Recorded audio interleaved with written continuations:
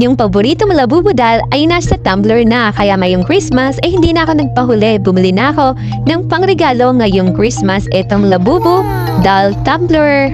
Ayan, bubuksan na natin ang tumbler na ito at makikita natin kung anong nasa loob nito. The details about this product: ang style niya ay classic, ang material niya ay plastic, ang feature niya ay durable at BPA-free pa siya. Meron siyang 800 ml ang kanyang capacity at sealed and leak-proof. Kaya, so perfect na perfect din to dahil pwede nila lagyan ng juice, ng tubig, baon nila sa school, sa darating na pasukan. Kaya ano pang inaantay mo, mag-order na for only 79 pesos ay may pangregalo ka na at pambigay sa inaanak mo. Click the yellow basket!